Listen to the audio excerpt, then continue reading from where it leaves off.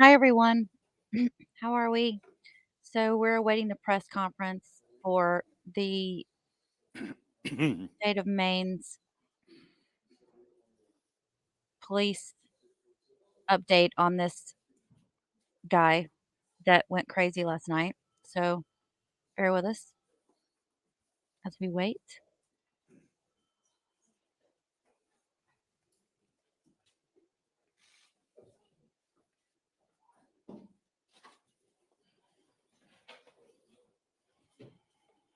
They still haven't found him, according to what I've seen this morning.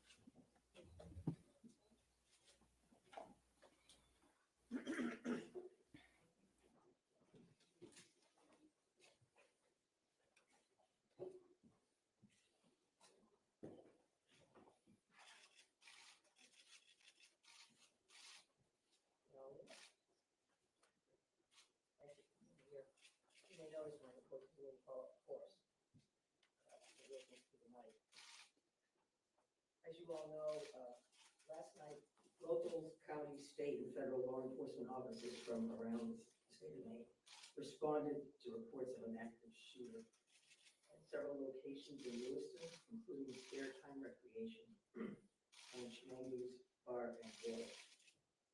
These law enforcement officers, in the face of danger, responded swiftly, selflessly, and with great bravery. Bravery that they continue to demonstrate today as they search tirelessly for a person of interest in connection with last night's event. On behalf of all Maine people, I express my deep gratitude for your response and for your continued service. I also do so for Maine's hospitals and other medical emergency responders.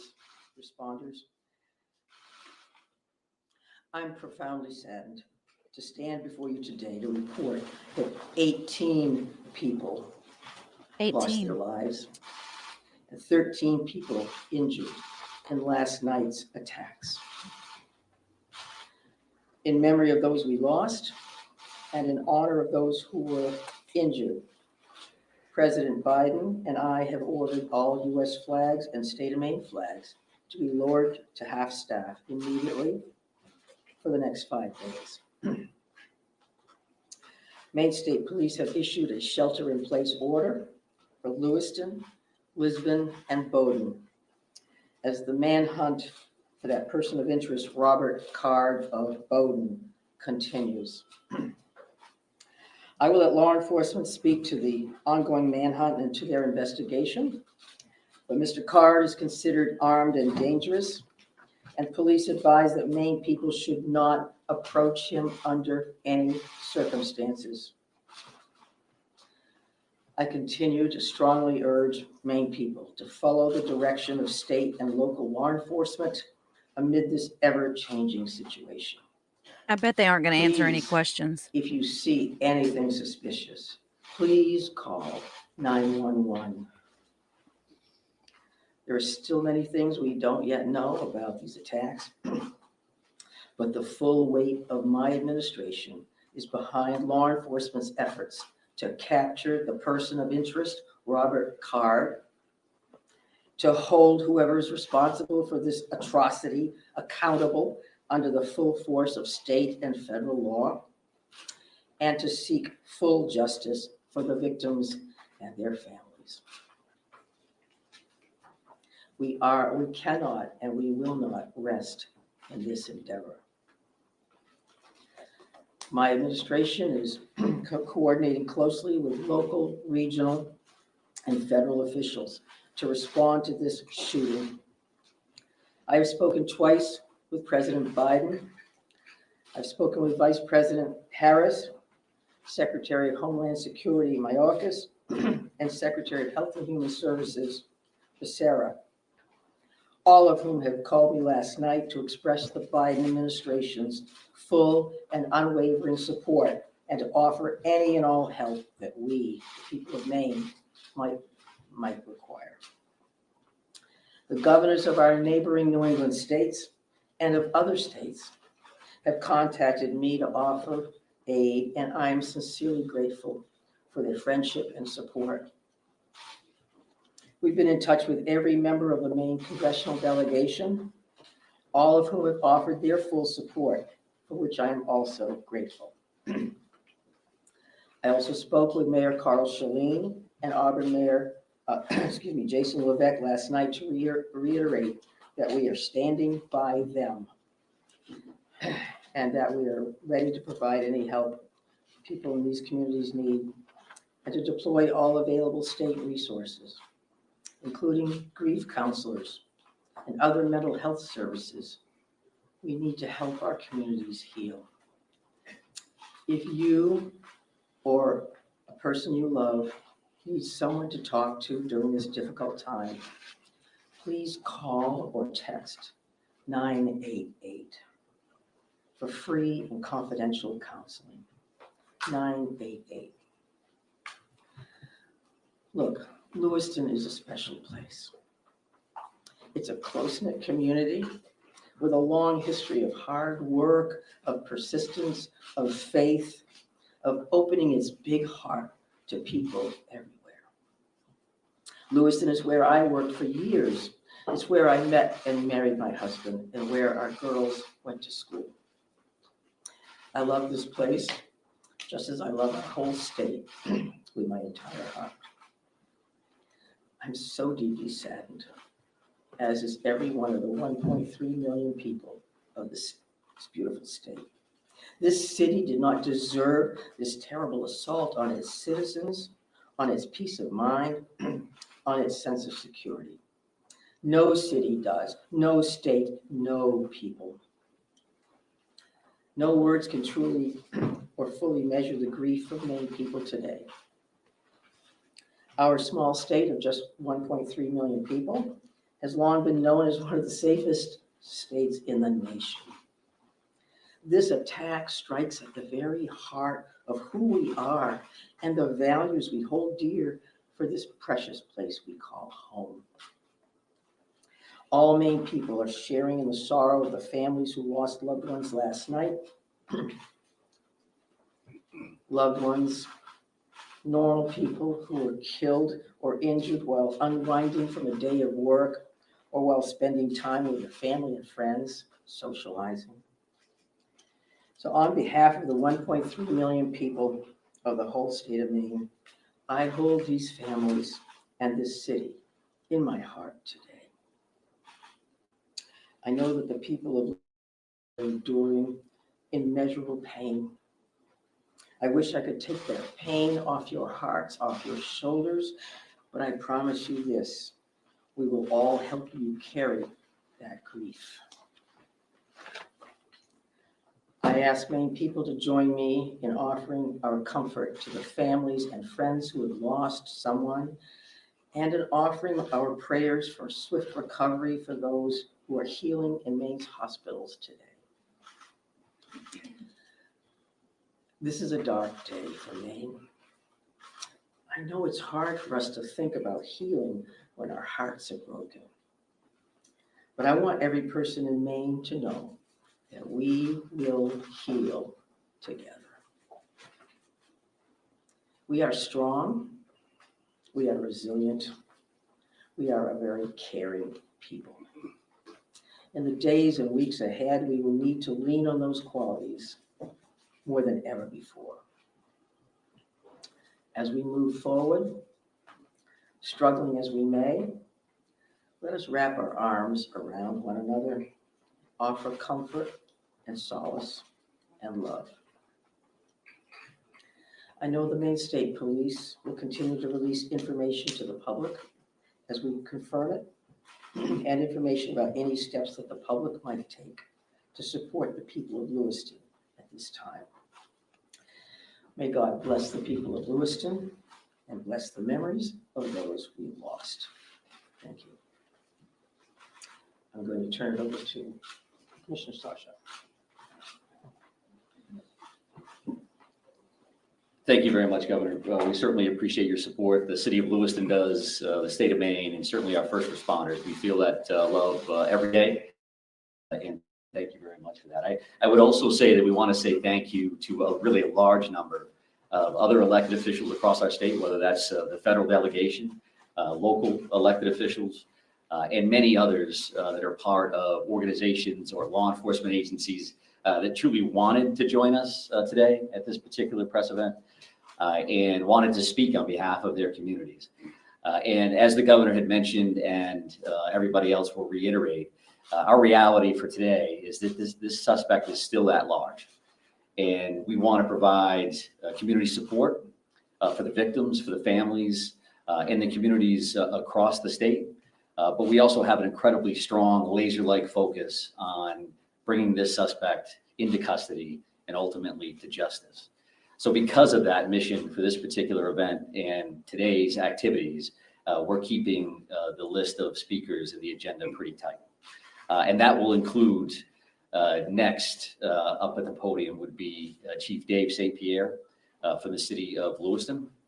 And some other members of his command staff are present. What I will say to the city of Lewiston, and you know this because you feel it every day, but you're lucky to have a chief like Chief St. Pierre and his entire law enforcement agency. From every level, those officers put their heart and their soul on the line on behalf of their community last night and into today. And they're doing it for the right reasons. They do it because they care.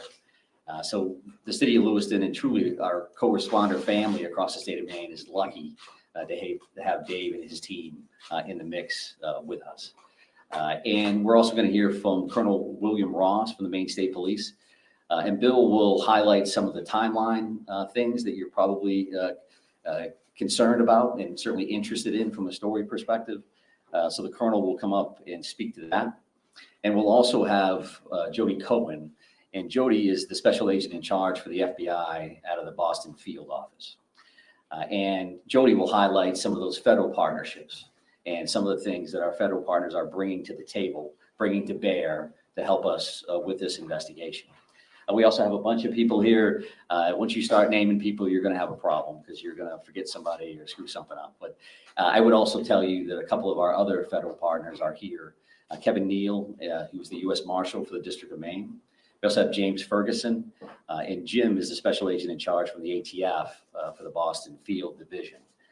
They are heavily invested with staff along with the FBI, and we can't thank them enough for all that they're doing on behalf of our state. I would also tell you that we are going to close with a brief Q&A, and we're going to try to get some of those questions out there. We appreciate your time, your patience, your professionalism, your partnership at getting this information out. I would think that those questions are going to be brief because, again, we do have a suspect at large. And while you can help us with that, we also need to get back to our teams to push forward on that. So with that in mind, I will be back up to the podium to kind of steer that a little bit. But for starters, I would like Chief St. Pierre to join us. Thank you. I can't believe they're still Thank you, large. Director Sawchuk, He's still large. and welcome media partners, and thank you, Governor Mills, for those kind words. I'm going to keep this short.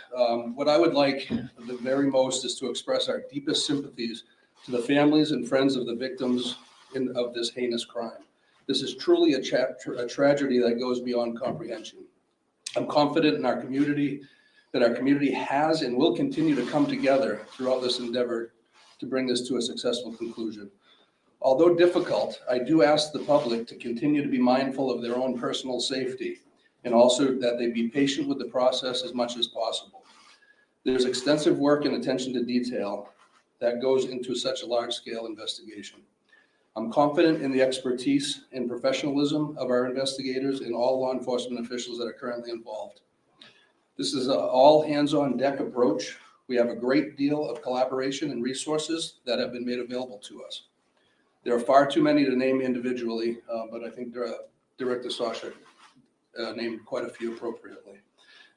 There are far too many, as I've stated, but they are all appreciated more than you know. I want to thank all of our brave men and women of the Lewiston Police Department, Fire Department staff, medical personnel, first responders of any kind that came from far and wide and have come together and continue to work tirelessly in bringing the situation to an end. We hope to locate and hold the person accountable. I think you'll hear next from the state police, who is taking the lead in this investigation. Although that we are working hand in hand with them, I think Colonel Ross will be able to fill you in on a little bit more.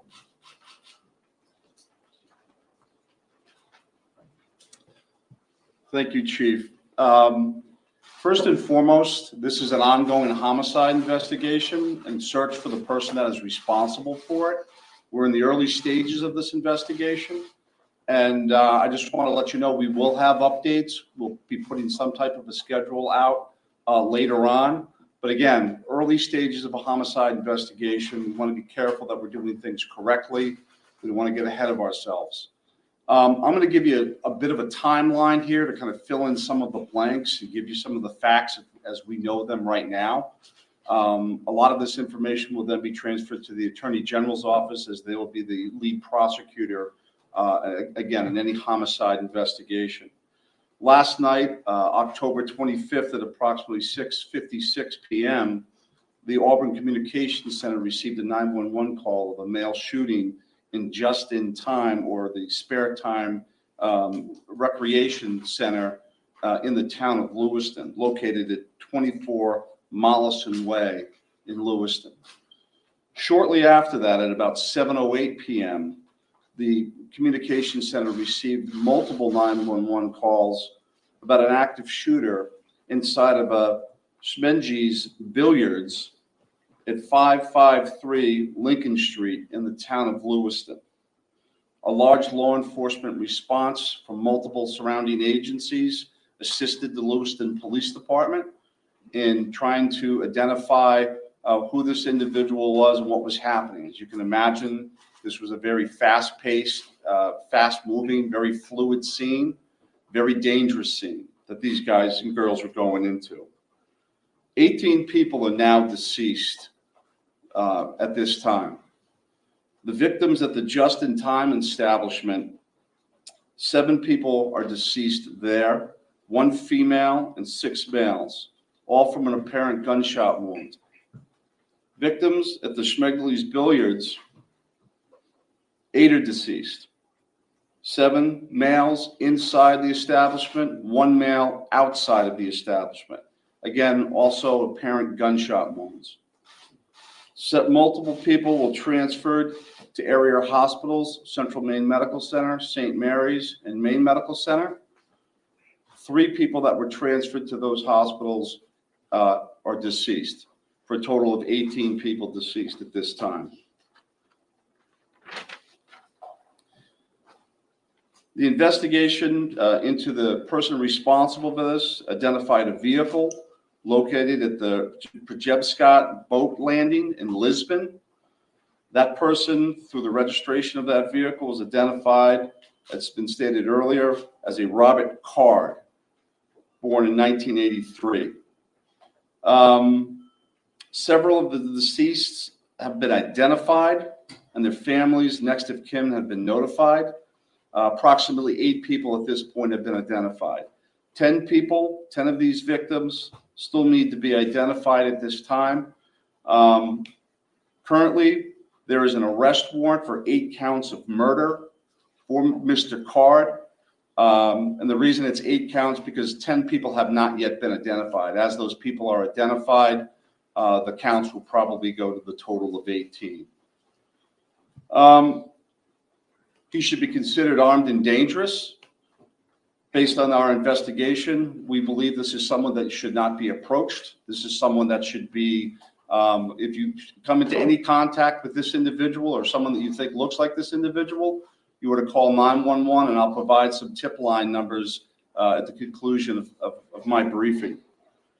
Lewiston Police Department, federal, state, county, and other local municipalities are involved in a coordinated search at this moment for this individual.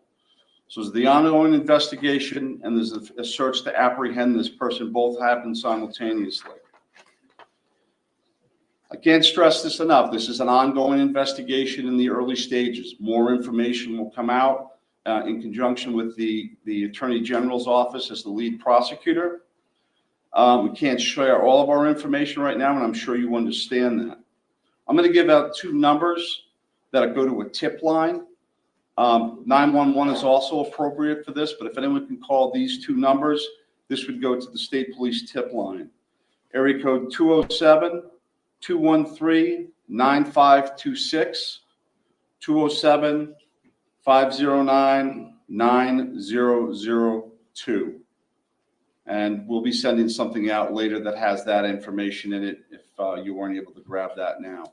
Again, this is a very fluid situation. We have a lot of resources, as Chief St. Pierre had mentioned earlier, that are on the ground in a coordinated effort to apprehend this individual. We've notified the Department of Education, and they have determined what they're going to do with the schools. A lot of schools, area schools, were shut down today based on our conversation with them. Again, as more information comes in, we'll be providing it to you. Thank you for your time. This is a very difficult time for, I think, the community of Lewiston, difficult time for obviously the victims' families. And it's a tough time for law enforcement. It was a rough night last night, but we're committed to bringing whoever's responsible to justice. And again, we are currently looking for Mr. Card right now, someone that we'd like to apprehend. Thank you. Thank you, Colonel. And FBI Special Agent in Charge, Cohen, if you could join me, please.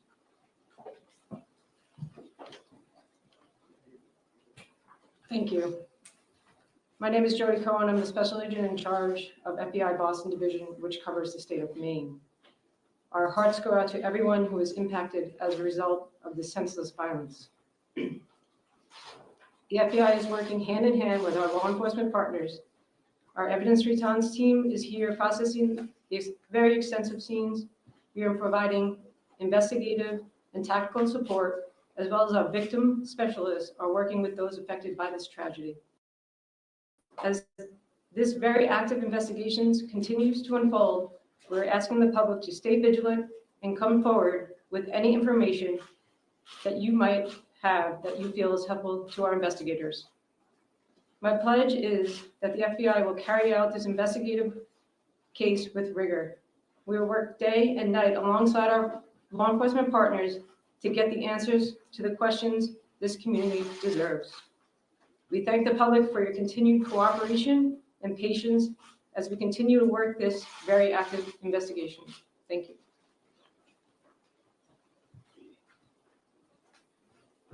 Appreciate that. And I would say that the reality here from a resource standpoint is that when we've asked for anything, the answer has been yes, period. Tactical teams, evidence response teams, full-blown investigative units, detective units that have come from multiple states, whether it's the commissioners from Vermont and New Hampshire reaching out to me directly, Massachusetts saying, what do you need, Mike? What can we do for the state of Maine? So we are now prepared to try to take a few questions and keep in mind, again, that we may not be able to answer as in-depth as you would like, and we don't plan on taking a great deal of questions. I think follow-up press events will allow for that. Sir?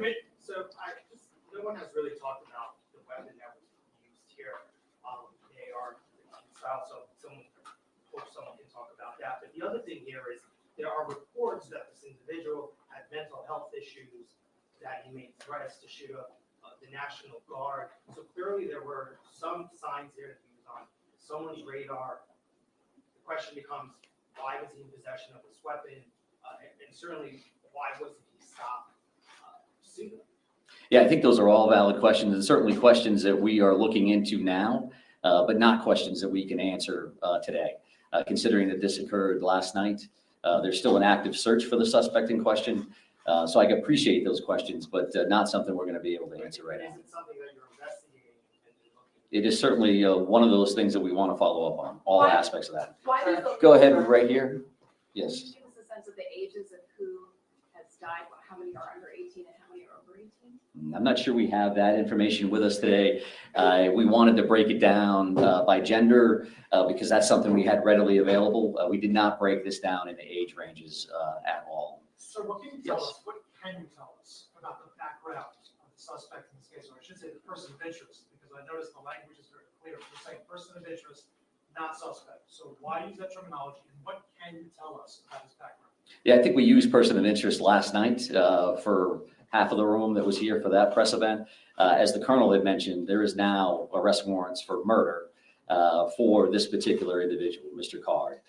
So he is viewed as a suspect, and there's a full court press by all of our partners to bring him into custody. What was the second piece of that question? What can you tell us about his background? wanted to ask a second ago about the idea that, he had voiced concerns about his own mental health, right? Had been committed, according to language in the police bulletin, to a mental health facility for weeks. How could someone that fits that profile still be in possession of semi-automatic weapons? Well, I do think that the statutes around firearms and the possession of those are pretty complex. I know that we will be reviewing that information as we move forward, but that's not an answer that we're prepared to give today. That leads to motive. You're talking about behavioral health issues and how that impacts this situation. I would expect you'll hear back from us on that in the future. Right here, sir. Yeah, I've got a question about, we've seen helicopters as far north as Monmouth. Can you tell us anything about what's leading you, that far north of the scene where you found the car? Yeah, sure. So we have law enforcement assets that are deployed over a number of communities doing follow-ups on a number of different things. So as there's a great deal of search warrants that we're following up on. We do have partners, that helicopters from the New Hampshire State Police. That copter was here last night to assist us as well. So whether we have tactical elements out or we're searching an area, some of those air assets would be very, very valuable for us. So that's what they're doing. That's leading you there? We're not going to speak to what brings us to a specific community one way or the other. Yes, Right here. Identifying the unidentified victims, what are people encouraged to do? Is there DNA being, tested from family members who may have missing loved ones? Like, what's that approach right now? Yeah, so we did have a family reunification center open last night. We do have behavioral health liaisons that are fully engaged to work with families and work with loved ones. And work with victims for that matter that may be in the hospital and seeking treatment. So those things are actively occurring. We are dealing with each one of those situations separately. So do we need DNA on that? Are we just waiting to find a loved one, some kind of family member that we can make a notification? I think that varies across the board. I'm going to take two more questions. I'm going to take two more right here. Yes, was there some sort of triggering event? Is that something that you're investigating? I think we're always concerned around motive. That you say triggering event, that's a motive for us. Again, that's not something we're prepared to discuss today, but I do appreciate the question. It's clearly something that's important.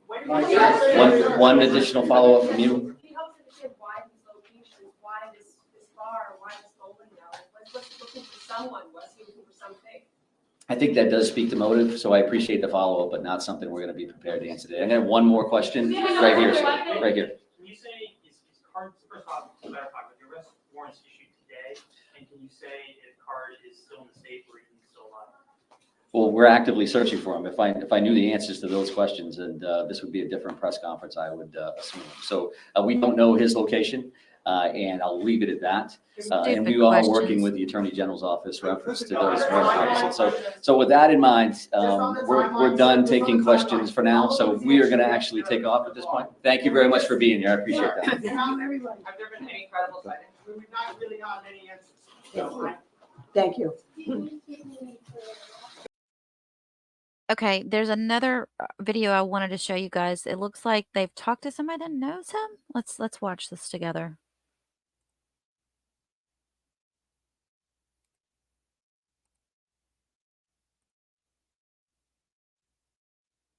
We understand that you grew up near Robert Card and his family. Can you tell us anything you know about the person of interest in these shootings? Well, I grew up about half a mile away. Bowdoin is a very interesting community. There's kind of like a center hub near the school and the town store, excuse me. And then you have like West Bowdoin, but they all interconnect around the school and the town store, and I just happen to live near there. And the family complex, it's basically a compound. The family and Robert, they're all gun fanatics. They, for all intents and purposes, are very much associated with right-wing militias. It's known in the town to stay away from them and to not approach them. If you see them, you just turn around and walk away. Allegedly, y'all. This is alleged. To the town store when I was a kid, about, around 12, 14. And I remember very vividly, it's just been the image that's been kind of going around in my head, is I'm going to the store and there's a way station there for deer. So he had just killed a deer with his buddies, and the deer was hanging and blood was dripping on the ground from the deer, and he was covered in blood with a gun on his back with a giant grin on his face. Ooh. and they were all smoking cigarettes and But that's drinking hunting. their morning coffee and like praising each other. And Okay, but and also they would shoot guns all the time. Like you could okay, just hang on a second. Just hang on a second, because I come from the South and people go hunting here all the time, and that's what they do. These guys that hunt, that's what they do. I hear them every day after school. It was like clockwork. You could hear them shooting guns, and it would ricochet, the sound would ricochet up the valley. I could even hear it at elementary school. At times, you could hear them shooting guns. Liam, real quickly here, we only have a few seconds, but this is a close-knit community. Do you have friends who you know were injured last night? Yes, there are some friends of mine that have been injured. I know there was a baby that was killed at the bowling alley. It was a children's bowling night. Oh, good Lord. So I do know that that happened. I'm not going to give any information out until the police officially release the names. But it's going to, there's going to be a lot of heartache and tragedy that comes from this. Well, Liam, Kent, we appreciate you taking some time. Continue to stay safe. Okay, so I don't know where this guy came from. I mean, he could have been somebody that's just looking for his, latest 5 minutes of fame. He says militia, but it just depends. Like when you live out in the woods and stuff, like especially here in the South, if you're out there, they, they shoot guns. That's what the guys do here. That's how they grow up. They grow up hunting and all that. So I don't know. So please don't go off on me about what I just put up. Okay. I just wanted to hear that perspective, um, to see if somebody knew someone about him, and apparently this guy he doesn't know him personally. So we can all take that with a grain of salt. There's probably some truth in it. Maybe it's his truth. We'll put it like that. How about we'll say that? Okay. Just wanted to get this out there for you guys. I'll stay on top of what's going on. And if they do get if they have another press conference and I'm right here by my computer, I'll go live. Okay. So stick close by, hit that subscribe button. Thanks for watching. And if you don't mind, hit the like button as well. I appreciate you guys so much. Have a blessed evening. I'll talk to you very soon.